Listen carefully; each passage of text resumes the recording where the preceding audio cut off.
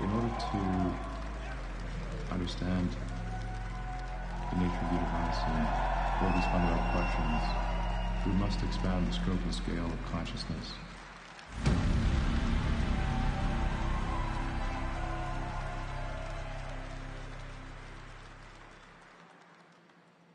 So it's been a while since the last company talk, and I'll try to do these now every 3 months after our earnings calls, which is when I'm allowed to talk about things, essentially, at this point.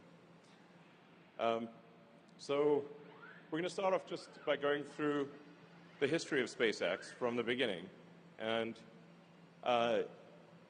then to present day. I think once in a while it's good to look at the whole story and then think about, what do you want the next chapters to be in the story? What do you want the next book to be in this story?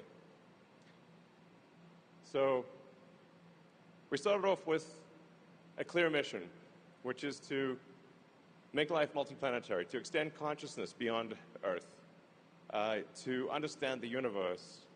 And you can only understand the universe if you go out there and you explore and you see other planets and ultimately other star systems. And I think one of the most inspiring things that one could possibly imagine, one of the most inspiring futures one could imagine, is one when we're out there among the stars and perhaps meeting alien civilizations or exploring the ruins of civilizations that lasted 1 million years but died out 10 million years ago. I think that's when I wake up in the morning and think about what is inspiring. Because we need things in this world that are inspiring. Like, life cannot just be about solving one problem or after another. There have to be things that make you look forward to the future. And being a spacefaring civilization, I think, is the most interesting thing we could possibly do for the future. It is making Star Trek real. You know, it's, yeah.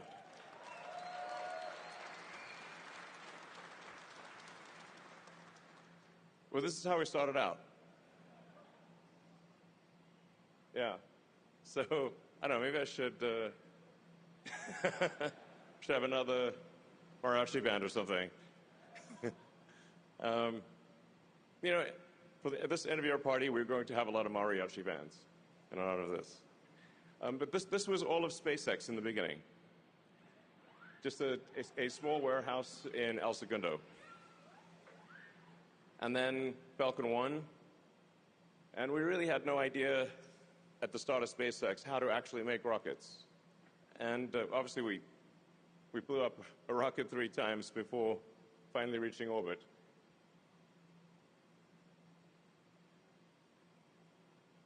It looks almost really cute at this point. So. And then we went through the long effort of trying to land an orbital booster.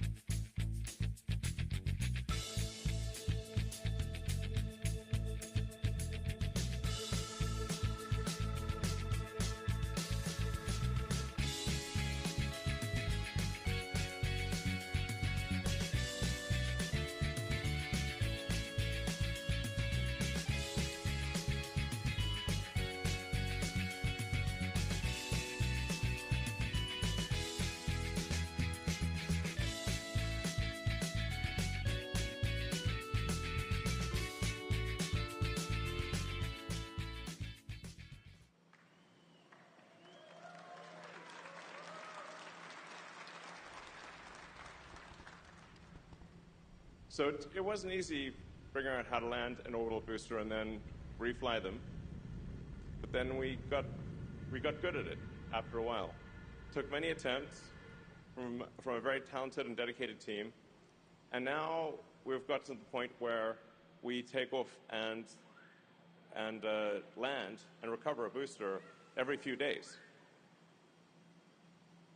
By the way, is the noise behind me a little too loud? Can you guys hear me okay? Okay. All right. So I think it's always important to reflect upon the difficulty of achieving things, because when we were trying to land the booster, no one really believed that we could succeed.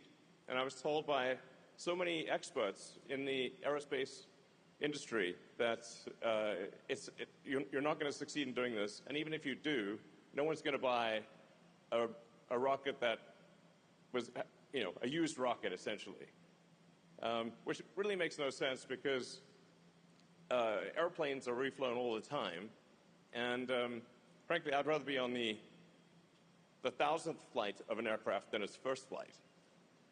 So we changed the nomenclature to flight-proven booster, which is true. So we managed to do Falcon Heavy, which is the most powerful rocket in the world before Starship, operational at least.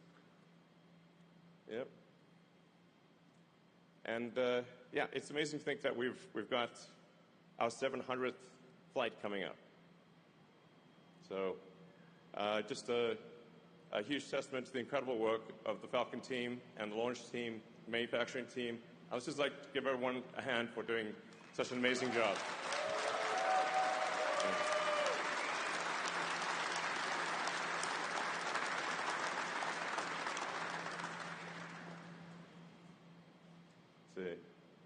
And of course, this is classic. I fully expected this flight to fail, by the way. So that's the car that I was driving around LA for like 3 years. And because I thought, well, it's the first flight of Falcon Heavy, probably going to fail. But we don't want to put something boring on it, like, I think Boeing or whatever would put like a concrete block, which is extremely boring. So we put Starman flying around, and he's still up there. The car is orbiting between Earth and Mars. So, and we'll be up there, I think, for at least 10 million years.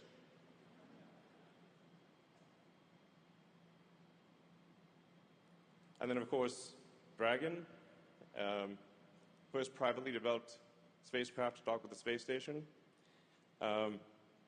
and first commercial astronaut. We've now done many astronaut missions. I think it won't be long before we get past 100 astronauts to orbit and back. So Dragon has been an amazing vehicle. So we've flown 78 crew members to date, and it's been an epic success. So I'd like to say congrats also to the Dragon team. Excellent work.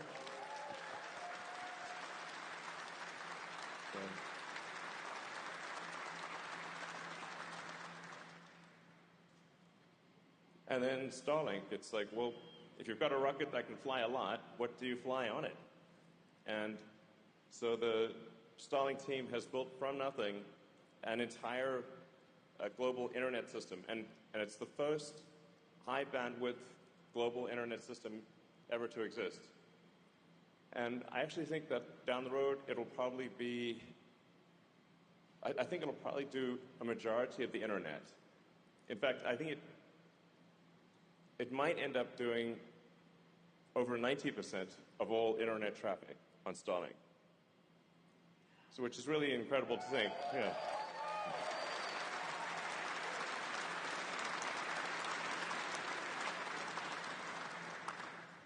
Almost 11,000 satellites in orbit. That's more than twice as many satellites as everyone else combined. And with the Starlink V3 and beyond, we'll go to 100,000 satellites. So that's really quite remarkable. It's quite difficult to build the internet in space, rebuild the entire internet in space, all of the hardware, all of the software, and yet the team has done it. So huge congrats to the Starlink team.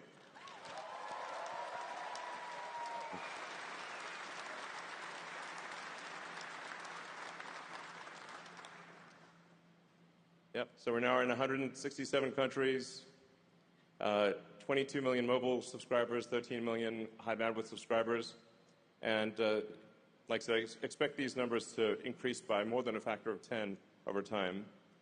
And long term, probably in fact, Cloudflare just recently mentioned that based on the current growth, they think probably AI traffic will be 1,000 times more than human internet traffic in 5 years. Like, let that sink in for a minute, you know?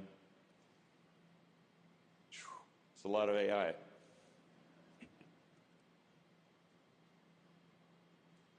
And then we've got Starshield, which has become a vital part of national security. So it's limited. We can't say too much about Starshield for obvious reasons, because it's top secret and stuff. But the Starshield team has done amazing work, and it is now a vital part of America's national security. So congrats.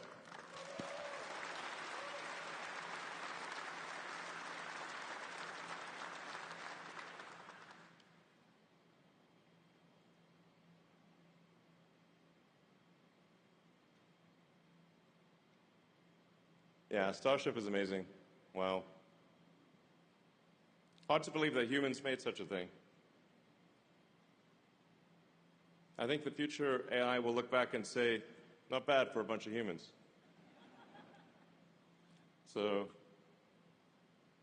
yeah. So Starship is obviously an incredible vehicle, and it's what will take us from roughly 2,500 tons to orbit per year to over 1 million tons to orbit per year, and I think maybe even to 10 million tons per year. These are mind-boggling numbers. But I'd say it's highly likely we do over 1 million tons a year to orbit with Starship, and probably close to 10 million, which is mind-boggling, obviously. But that's the kind of tonnage that you need in order to build a civilization on the moon, Mars, and beyond. If you can't deliver millions of tons to Earth orbit, you can't get the millions of tons that you need to the moon and Mars to make us a sustainably multi-planet species. So it's an incredible vehicle. Like I said, I think it's arguably the hardest thing that humanity's ever tried to do. And the Starship team has done an amazing job across the board with engines, avionics, structures, launch operations. So big hand for the Starship team.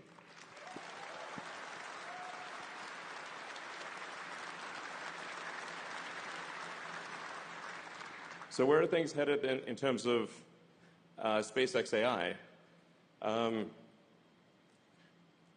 The wild thing is that probably our AI revenue, not probably, definitely, our AI revenue will exceed all other SpaceX revenue probably in September, like next month. And will significantly exceed all other SpaceX revenue in the fourth quarter. So AI has become an extremely important part of SpaceX's future. I think it's actually vital that we succeed in AI, not just in hardware, but also in software. So, yeah. The future is fundamentally AI and robots. Assuming civilization continues to progress, I think that AI will probably, the amount of digital intelligence will probably be more than 1 trillion times the amount of biological intelligence. So not sort of equal to human intelligence, but probably 1 trillion times higher. I'd say a billion times is an easy prediction, and probably 1 trillion. So as you harness more and more of the sun's energy, the ability to turn that into intelligence is fundamentally a digital computer thing, because it's pretty hard for humans to go live in deep space without any support.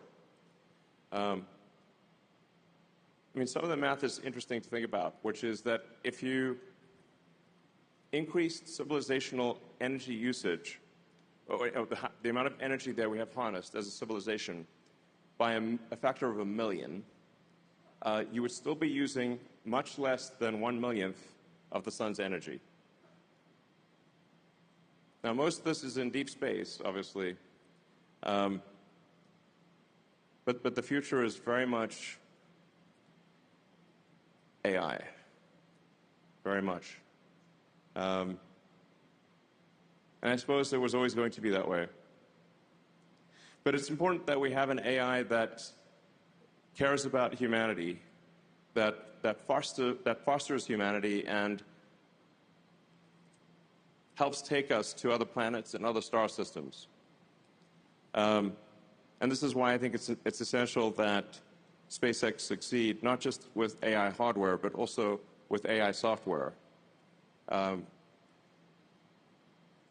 think an AI that is sort of SpaceX's baby will be a very good AI.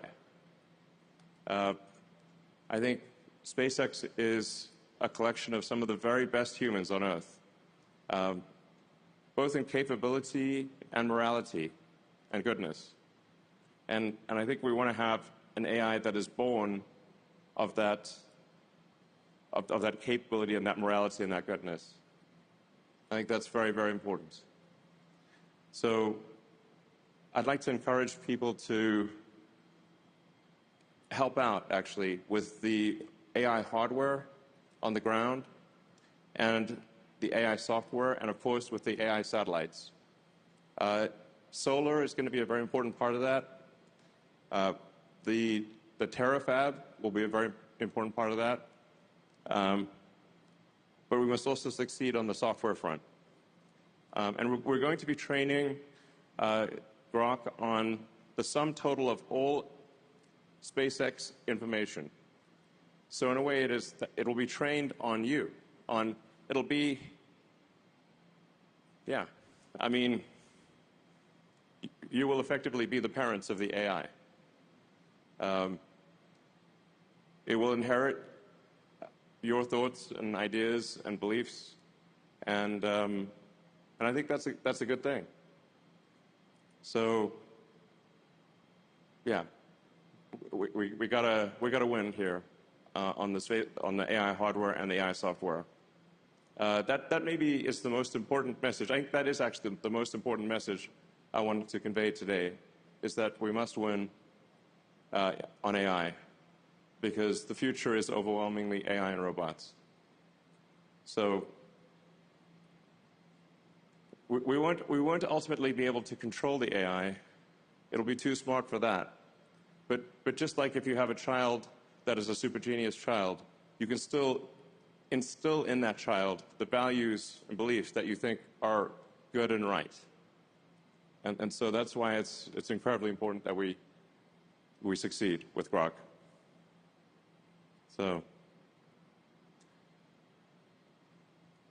yeah, well, Grok 4.5 you've tried probably. We've got 4.6 coming out in about a week. And then 4.7 should be really pretty special. So I'd like to encourage everyone at SpaceX to use AI and to make it better. So.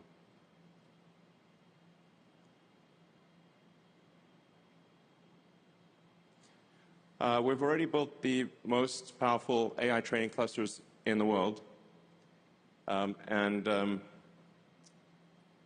And then this is what we expect to do by the end of next year, is about 10 times more than what we've done thus far. This will be very important practice for space AI, and I do think that AI training will continue to be on the ground, but AI inference, the day-to-day use of AI, will be in space. So we're aiming to get to 10 gigawatts by the end of next year. This is, depending on what the value per watt is, if the value per watt is probably going to be $30 to $50, which means if we bring 10 gigawatts of AI online by the end of next year, it will be $300 to $500 billion a year in revenue. Big numbers. So,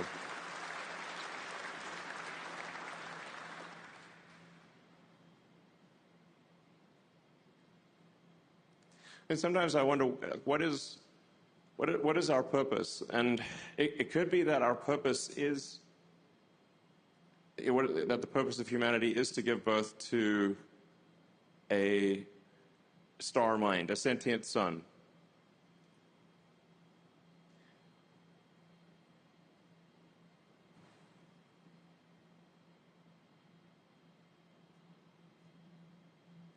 I don't know what the AI is going to think about, honestly. It's a lot of compute. But I guess this is the next step in the evolution of a civilization, is to harness the power of the sun. I mean, there was a physicist called Kardashev who argued that you could consider any given civilization on the basis of whether it has been able to harness most of the power of its planet, or most of the power of its sun, or most of the power of its galaxy, and beyond. So that's what's going to happen, and we're going to do it. So.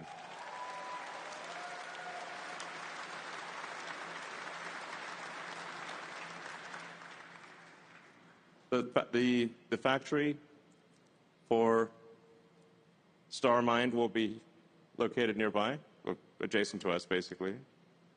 They just come from space. It's amazing.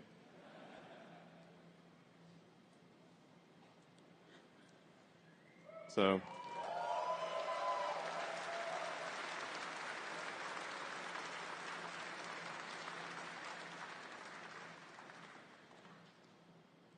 But long term, not that far into the future, probably in 4 or 5 years, AI will be 99% of the value of SpaceX. I'd say 5 years for sure. AI will be 99% the value of SpaceX. And the value of SpaceX will be some astronomical number. So.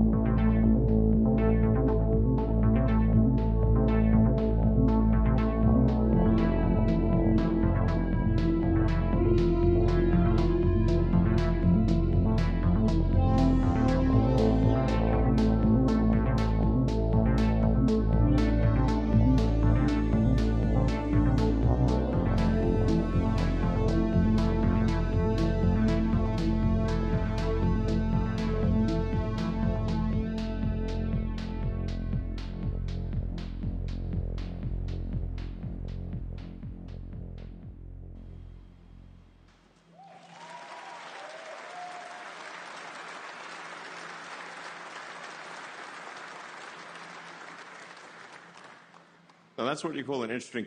Now that is what you call an interesting future, a very interesting future. It's like Robert Heinlein's "Moon is a Harsh Mistress," but mass drivers building AI compute on the moon and sending it into deep space. I'd really like to see that thing in operation. One of the nice benefits of this also is that anyone at SpaceX who wants to go to the moon or Mars will be able to go in the future. You have my word.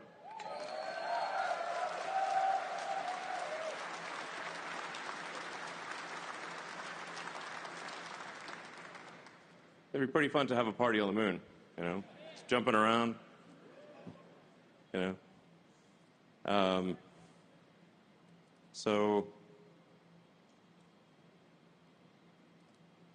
yeah.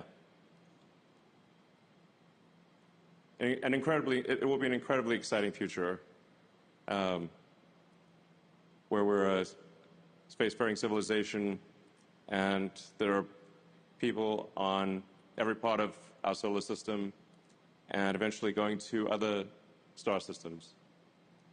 So I think this will happen. So, yeah, and you're going to make it happen. So thank you.